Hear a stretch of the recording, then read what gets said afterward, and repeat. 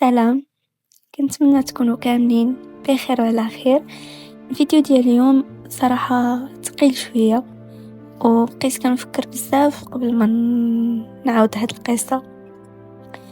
كنا مجموعين في الدار الكبيرة ديال جدي بمناسبة العيد. الدار عامرة، الولاد كيلعبوا، العيالات مجموعين في الصالون كيشربوا اتاي وكيضحكوا ويهضروا وقولها وضحكي ليها. انا كنت جالسه حدا ماما كنضحك معاها وكنوريها شي صور في تليفوني، ومن بين الناس اللي كانوا تما كانت تما حجيبه. هاد حجيبه هي خالة بابا، واحد السيده اللي معروفه في العائله بالراديو، اللقب ديالها الراديو، واللي قلبها ما صافيش. غادي نحاول نختصر ما امكن هاد القصه نتوما باش تاخدوا غير المعنى المهم. حجيبه بدات كتدخل وتخرج في الهضره، بدات كتقول هضره جيب هضره قول هضره، حتى قالت لها الماما ايوا لاله فلانه سعداتك بهاد البنت، قاريه وضابطه امورها، كون غير كانت بنتي حتى هي بحالها. ماما جاوبتها بنيه كل شي بفضل الله خالتي، هذيك راها كبتي. تما حجيبه ضحكات واحد الضحكه بارده وقالت بالحرف هكا: الكبده الكبده هي اللي كتربى، ماشي هي اللي كتزاد من الضلع.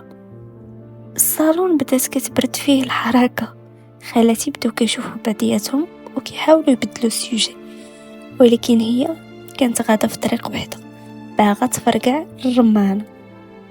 فاش نت انا نكب اتاي، حاجبه وقفتني قالت لي: يا بروده جلسي يا بنتي جلسي، راه هاد الجلسه وهاد الضحك راه غير سلف، خاصك تعرفي بلي هاد الدار اللي انتي فيها دابا دخلتي ليها غير في كرتونه ماشي في كرش امك.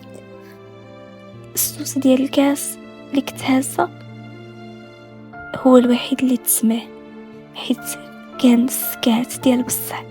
ماما غوتات غوته وحده قلت لها: سكتي يا حاجبه خافي الله، وكتبكي. ولكن حاجبه كملات بكل حقد: علاش نسكت؟ خليهم يعرفوا بلي خويا جابك من السبيطار حيت لقاكي لقيطه وستر عليك، ودابا جايه تكبري علينا الشان. هاد القصه اللي عاودت لكم اليوم بدلات فيا بزاف ديال الحوايج. عرفت بلي الدنيا فيها ناس بحال حجيبه اللي يقدروا يهدموا لك حياتك كلمه واحده، غير حيت هما من الداخل ديالهم عامرين بالحب. ولكن عرفت حاجه اهم، بلي الوالدين هما اللي رباو، هما اللي سهروا، هما اللي عطاو من صحتهم باش يشوفوا احسن واحد، ماشي غير اللي ولدوا.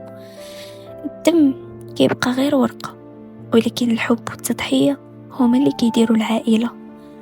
انا اليوم واخا عرفت الحقيقه كنبغي ماما وبابا، ودابا بغيت نسولكم وجاوبوني بكل صراحه، واش في نظركم حجيبه دارت فيا خير فاش قالت الحقيقه واخا الطريقه كانت خايبه بزاف، ولا كان خاص السر يبقى مدفون للابد؟ وشنو غديروا في بلاصتي الا اكتشفتوا بحال هاد السر من بعد 22 عام؟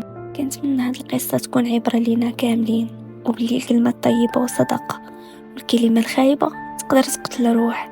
تهلاو في ريوسكم، ونتلاقاو في فيديو جاي وقصه جديده. تهلاو.